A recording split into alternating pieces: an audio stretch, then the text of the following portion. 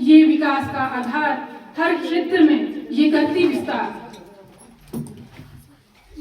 शिक्षा विज्ञान खेल हो या राजनीति का मैदान, शिक्षा विज्ञान खेल हो या राजनीति का मैदान, हर मुश्किल कर देती आसान, हर मुश्किल कर देती आसान।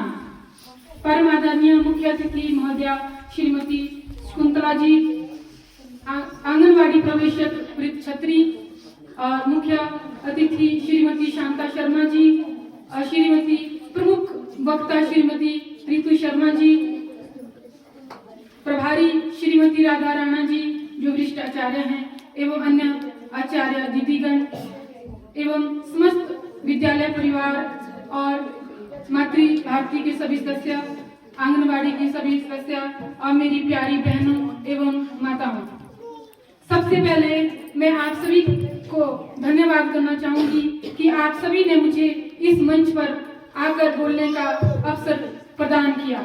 मुझे इस बात का पर बहुत गर्व है।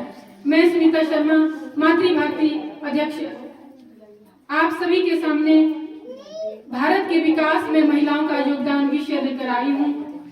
मैं आशा करती हूँ कि आप सभी मेरी त्रुटियों को नजरअंदाज करके मुझे ध्यानपूर्वक सुनेंगे। आज हम एक ऐसे विषय पर बात करने के लिए एकत्रित हुए हैं जो हमारे राष्ट्र के हृदय और भविष्य की नींव से जुड़ा है।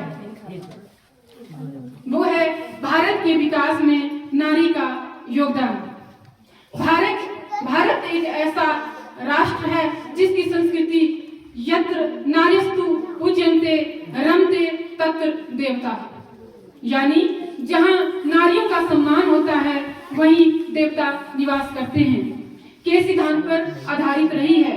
इतिहास साक्षी है कि महिलाओं ने हर युग में समाज और राष्ट्र के निर्माण में अमूल्य योगदान दिया है। प्राचीन काल में महिलाओं ने विभिन्न क्षेत्र में महत्वपूर्ण भूमिका निभाई, जैसे शिक्षा, धर्म, संपत्ति और राजनीति जिसमें शामिल है। कोख से लेकर देश तक हर फर्ज निभाया है। इन्होंने ही अपने हौसलों से भारत को स्वर्ग बनाया है। इन्होंने ही अपने हौसलों से भारत को स्वर्ग बनाया है।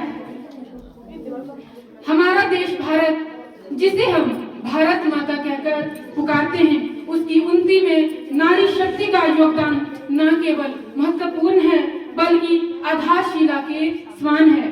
सदियों से एक माँ, एक बेटी, एक बहन, एक पत्नी के रूप में महिलाओं ने देश की सामाजिक सांस्कृतिक विरासत को सहेजने का काम किया है। शिक्षा और ज्ञान के क्षेत्र में भी आज की महिलाओं ने नए कीर्तिमान स्थापित किए हैं। वे न केवल ज्ञान की प्राप्ति कर रही हैं बल्कि लाखों बच्चों को शिक्षित करके एक मजबूत राष्ट्र की नींव रख रही हैं। भारत की पहली शिक्षिका सावित्रीबाई फुले जी से लेकर आज की उच्च शिक्षा प्राप्त महिलाओं तक इन्होंने समाज के अंधकार को दूर करने का बीड़ा उठाया है। महिलाएं अब केवल घर की अस्त व्यवस्था नहीं संभालती बल्कि देश की अर्थव्यवस्था को भी गति दे रही हैं। जैसे स्वयं सहायता समूहों SHGS के माध्यम से गांव की महिलाओं ने छोटे छोटे व्यवसाय चला रही है, वहीं बड़ी बड़ी कंपनियों में CEO बनकर इन्होंने सिद्ध किया है कि व्यावसायिक नेतृत्व में भी वे किसी से कम नहीं है। भारत में राजनीतिक पटल पर महिलाओं ने हमेशा सशक्त उपस्थिति दर्ज कराई है और पुरुषों के बराबरी में खड़े रहकर उनसे भी अच्छा और बेहतर नेतृत्व किया है। कल्पना चावला और PT उषा, सुनीता विलियम जैसी वैज्ञानिकों ने अंतरिक्ष में भारत का परचम लहराया है।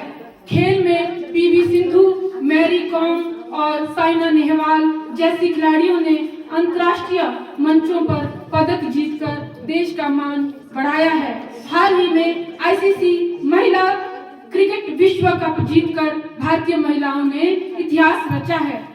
ये सच है कि आज की महिलाओं को लैंगिक असमानता, सुरक्षा और वेतन में अंतर जैसी चुनौतियों का सामना करना पड़ता है, लेकिन हम सभी को यह समझना होगा कि जब तक हम 50% आबादी को पूरी तरह से सशक्त नहीं करेंगे, तब तक भारत विश्व गुरु नहीं बन सकता।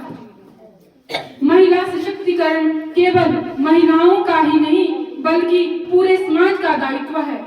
आज हम सब उस पड़ाव पर खड़े हैं जहां भारत की युवा शक्ति दुनिया को बदल रही है और इस परिवर्तन की अगुवाई में हमारी युवा महिलाएं सबसे आगे हैं। लेकिन अभी भी कई अदृश्य दीवारें, लैंगिक पूर्वाग्रह, सुरक्षा की कमी और अवसरों की असमानता, जिन्हें हमें तोड़ना होगा।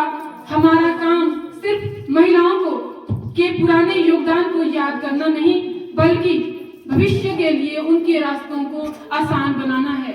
मेरा यह मानना है कि हर घर में लड़की को समान शिक्षा, समान सुरक्षा और समान सपने देखने का अधिकार मिलना ही चाहिए और हमारे राष्ट्र की सबसे बड़ी उपलब्धि भी होनी चाहिए।